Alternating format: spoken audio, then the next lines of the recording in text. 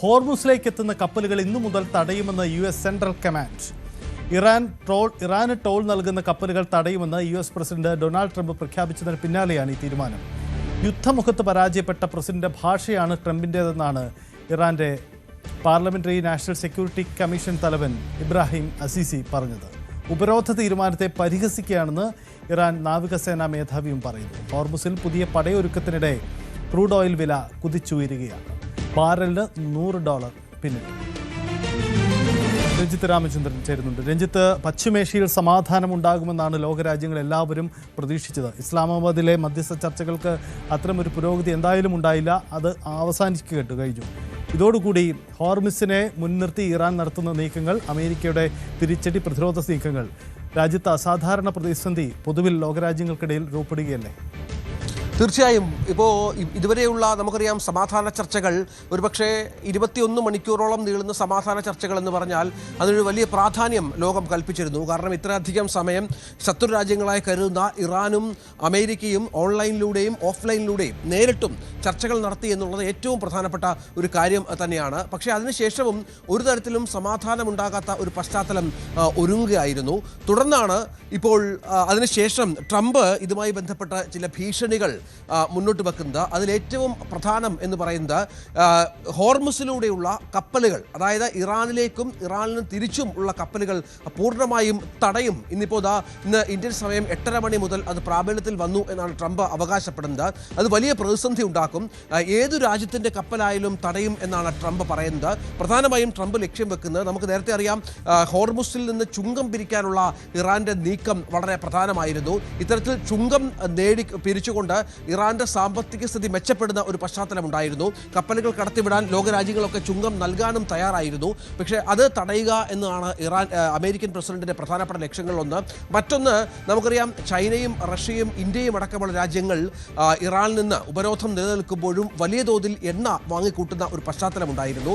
ഇത്തരത്തിൽ എണ്ണ വാങ്ങിക്കൂട്ടുന്നത് അവസാനിപ്പിക്കുക എന്ന ലക്ഷ്യം കൂടി ഇത്തരത്തിൽ ട്രംപിനുണ്ട് എന്നുള്ളതാണ് ഏറ്റവും പ്രധാനപ്പെട്ട ഒന്നായി മാറുന്നത്. അതനുസരിച്ച് ഇപ്പോൾ നമുക്ക് ലഭ്യമാകുന്ന വിവരം, ഇപ്പോൾ ട്രംപിൻ്റെ 3 പടക്കപ്പലുകൾ അമേരിക്കയുടെ ഹോർമുസിന്റെ പരിസരത്തുണ്ട്. അവ ഉപയോഗിച്ച് അവിടേക്ക് വരുന്ന കപ്പലുകളെ ഭീഷണിപ്പെടുത്തുന്ന ഒരു രീതി ഇപ്പോൾ ആരംഭിച്ചു കഴിഞ്ഞു എന്നാണ്. പക്ഷേ ഇതിന് വളരെ വ്യക്തമായ മറുപടി ഇറാന്റെ ഭാഗത്തുനിന്ന് ഉണ്ടാകുന്നതും ഏറെ ശ്രദ്ധേയമായ ഒന്നാണ്. അതായത് ഈ കടലുകൾക്കുള്ളിൽ, ഹോർമുസ് കടലിടുക്കിൽ മൈനുകൾ ഇറാൻ കുഴിച്ചിട്ടിട്ടുണ്ട്. അതുകൊണ്ട് തന്നെ ഇപ്പോൾ ഇറാൻ നൽകുന്ന മുന്നറിയിപ്പ് എന്ന് പറയുന്നത് മരണച്ചുഴിയിൽ അകപ്പെടുത്തും എന്നാണ്. ശത്രുക്കളെ കടലിടുക്കിലെ മരണച്ചുഴിയിൽ അകപ്പെടുത്തുമെന്നുള്ള മുന്നറിയിപ്പ് നൽകുമ്പോൾ കാര്യങ്ങൾ കുറച്ചുകൂടി വഷളാവുകയാണ് സജിത്ത്. കാരണം സമാധാനം ഏറെ അകലെയാണ് എന്ന് വേണം ഇതുമായി ബന്ധപ്പെട്ട് മനസ്സിലാക്കാൻ. ഇപ്പോൾ പുതിയ നിയന്ത്രണം കൊണ്ടുവരുന്നതോടെ, പക്ഷേ എത്രത്തോളം പ്രായോഗികമാകുമെന്ന കാര്യത്തിലൊക്കെ സംശയമുണ്ട്. ലോകരാജ്യങ്ങൾക്കടക്കം അക്കാര്യത്തിലൊക്കെ സംശയമുണ്ട്. കാരണം നമുക്കറിയാം ഇസ്ലാമിക് റവല്യൂഷണറി ഗാർഡ് കോർപ്സിന്റെ കീഴിലാണ് ഹോർമുസിന് നിയന്ത്രണം പൂർണ്ണമായി ഉള്ളത്. ഇന്നലെ അമേരിക്കയുടെ ഒരു പടക്കപ്പലിനെ തിരിച്ചയക്കുന്ന കാഴ്ചയൊക്കെ നമ്മൾ കണ്ടതാണ്. ഇറാന്റെ സേനാ വിഭാഗം ഇടപെട്ട് സമാനമായി തന്നെ നിയന്ത്രണം ഇപ്പോഴും തുടരുന്ന പശ്ചാത്തലമുണ്ട്. അവിടെ അമേരിക്കൻ അധിനിവേശം എത്രത്തോളം വിജയകരമാകുമെന്ന കാര്യത്തിൽ സംശയമുണ്ട്. അത് സംഭവിച്ചാൽ വലിയ തോതിലുള്ള പ്രശ്നങ്ങളിലേക്ക് കടക്കുകയും യുദ്ധത്തിന്റെ ഗതി മാറുകയും ചെയ്യും. തൽക്കാലം പാകിസ്ഥാന്റെ ഭാഗത്തു നിന്നുണ്ടായ ഒരു പ്രസ്താവനയാണ് ഒരു സമാധാനത്തിനുള്ള ചെറിയ ശ്രമങ്ങളുണ്ട് എന്ന് മനസ്സിലാക്കുന്നത്. അവർ പറയുന്നത് 21-ാം തീയതി വരെ സമാധാന കരാർ നിലനിൽക്കുന്നുണ്ട്, അത്രയും നാൾ പരസ്പരം ആക്രമണം ഉണ്ടാകില്ല എന്നൊക്കെ പറയുമ്പോൾ ഇതിന്റെ മറ്റ് തലങ്ങൾ എന്തൊക്കെയാണ് എന്നുള്ളത് കാത്തിരുന്ന് കാണണം. ഏതായാലും നേരത്തെ സൈത്ത് പറഞ്ഞതുപോലെ ആഗോള വിപണിയിൽ ക്രൂഡ് ഓയിലിന്റെ വില 100-ന് മുകളിലേക്ക് കടന്ന പശ്ചാത്തലം ഏറെ ഗൗരവതരമായ ഒന്നാണ്. ഒപ്പം സ്വർണത്തിന് വില ഇടിഞ്ഞിട്ടുണ്ട്. ആഗോള ഓഹരി വിപണികളിൽ വൻ ഇടിവ് രേഖപ്പെടുത്തിയ പശ്ചാത്തലം കൂടിയുണ്ട്. ഇപ്പോൾ കപ്പലുകളെ പൂർണ്ണമായും തടയുകയും ആഗോളതലത്തിൽ നമുക്കറിയാം ഏതാണ്ട് 30-40% എണ്ണ വ്യാപാരം നടക്കുന്ന ഹോർമുസ് വഴിയാണ്. അത് സംഭവിക്കാതിരിക്കുകയും ചെയ്താൽ എണ്ണ വിലയിൽ വലിയ തോതിൽ വർധനവുണ്ടാകുമെന്ന കാര്യത്തിൽ സംശയമില്ല. അതായത് സമാധാനം അകലെയാണ്. ചർച്ചകൾ ഇപ്പോൾ കാര്യമായി പുരോഗമിക്കുന്നില്ല. ഇരുപക്ഷവും ശക്തമായ ഭീഷണികൾ പരസ്പരം ഉന്നയിക്കുന്ന സാഹചര്യമൊക്കെ ഏറെ നിർണായകമായി മാറുകയാണ് സൈത്ത്. എന്തായാലും രഞ്ജിത്ത് സൂചിപ്പിച്ചതുപോലെ പശ്ചിമേഷ്യയിൽ സമാധാനമില്ല.